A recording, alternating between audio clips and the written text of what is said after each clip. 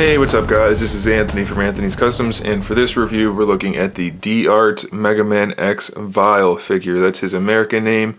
His original name is VAVA, unless it's Vaya. I don't know why, I always get the names confused, and I'm pretty sure I made up Vaya completely, like V-A-Y-A. I don't know where that came from, so I'm pretty sure it's VAVA. I could go look at the packaging, but I don't know what it is. I always get the wrong name. But either way, let's just call him Vial because I know that's his name for sure. He fits in with the other Mega Man figures just fine at 5¼ inches tall. I will be doing a comparative review fairly soon. Look for that probably sometime next week, I think. Maybe this weekend if I get it done in time, but I don't know yet. So either way, let's just look at Vial. He's got a ton of accessories, so we're going to do that before we look at the main figure. I guess we can do the hands first, that's easiest. He has 2 fist hands, and they just peg on like all their Mega Man hands with just a standard ball peg, but they do have a little extra sculpt work. You can see the texturing, not texturing, but there's some lines sculpted in there across the knuckles, so that's pretty cool. So he has that. Then he has 2 of these open hands. I'm sorry, these are the 2 open hands right here. Just standard open hands for any sort of posing. And then lastly he has this hand, which looks just like another open hand, but it's actually a hand for this other accessory, which you can have him hold like this. It's a cup of some kind of beverage. I didn't play the game he's from, so I don't know if that's, I don't know what that is. So it looks like Kool-Aid maybe. He's got some orange Kool-Aid or some orange soda. But either way, that's for holding that cup like that, or they show him holding it more like this, which actually snaps in a little bit better. Actually, the only way for it to snap in is if you put his finger over it, which I don't really care for. So I'd probably just pose him like this. But either way, that's what that hand is for if you want it to be. So he has 5 hands in total and that beverage. Then he also has a blast effect. I'll show you how that works later. But it's just kind of like a muzzle flash type of blast effect. It's really sharp. Be careful with that, especially if you have kids or if you are a kid. It's really sharp. I poked myself and actually drew blood when I first opened this. Not a ton of blood, but a little bit. So there's that. Then he has an ammo belt for his blasters. Well, I should say blaster, and I'll get to that again in a minute. But the cool thing about this thing is every single piece is hinged. So even though that's supposed to look like individual rounds for the gun, they're separate pieces and they're all hinged. So that's pretty cool. And that pegs into his backpack right there. It can go either way. You can make it go to the left or to the right, and then that part pegs into the blasters. So let's talk about those now. So that would peg in just like that, and you get 2 of these, and obviously 1 for either side. They have the gems in the back, they have the gems in the front, or you can replace the front with the open kind for the blast effect, which I was talking about. So that's why that one doesn't have the gem in it, but it has an interchangeable part. So you have these for either one with the gem, one without. And how these work, well, I'll show you this first. They have a little arm on them, so that kind of can pivot however you want on his back, which is kind of cool. And they don't just peg in right to the backpack. You have to pull out these little tabs here, which are really easy to lose and hang on to, so be careful with that. Sometimes they don't want to come out too easily. Come on. Let's see if I can just get this one out. There we go. They do both pop out, but sometimes they're a little tricky. And then you get these pieces. You get 1 for each side. And all these do is, which one do I have? That's the wrong one, I think. And all these do is peg in, no, that was the right one. I'm losing my mind here, people. I think this is the right one. I'm not sure, I always get these confused when I'm putting them on. I don't even know if it matters, to be completely honest. Okay, it does. That's the wrong one. Unless it goes like that. No, it doesn't. See how that's wrong? Don't do it that way. Do it the other way. Okay, I dropped it. So here we go. And a 1, and a 2, and a 3. Okay, so that pegs into his backpack with just a single peg.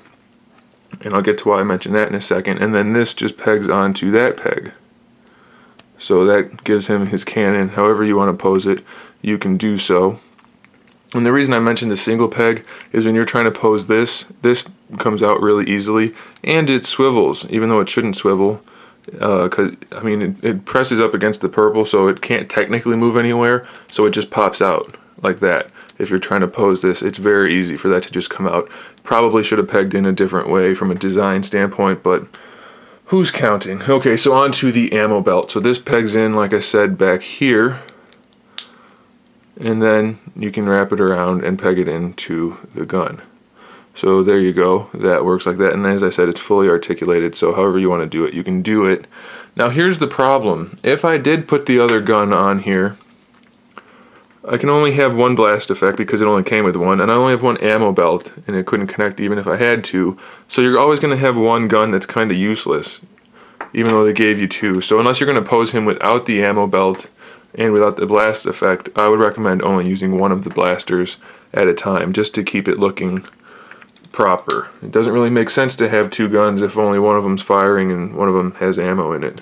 So we'll just leave those off for now. And then the last effect piece, or accessory piece, is where to go, is this one. Now this looks like some kind of weird gun if you're not familiar with the character, and what it is, actually, is a leg. So what you're supposed to do, and I guess I'll do it just for you guys, even though I personally don't recommend it because it's risky. You could break the figure, and it's kind of a silly piece, I think, anyway. It's really tight, so you can peg that in, and what you have now is his leg gun thing, and obviously this isn't right, so what you do there is you pop the leg off, just like all the Mega Man figures, they are interchangeable, and you can put the new leg on, and I guess in the game, if you can put it on, actually. And I can't get it in there. I don't know why, but it's not pegging into place. Okay, whatever, you get the idea. So he has the gun thing right there on his knee, and of course, if you wanted to, you can interchange the gem piece with the open piece, and you can put the blast effect on his leg. I personally think it's silly, and it's way too risky that you're going to break the figure, so don't risk it unless you really want to. See, why didn't they do that? Why'd they give you two different legs? See that? This part just comes off. So either give us a full leg or just the knee part. I don't know why they did all the hip switching, because this joint's way more fragile than the knee itself. So I don't really get it. But whatever, I'm not the guy making the decisions, and I don't recommend you do that anyway. So put the leg back together, and let's just talk about Vile himself.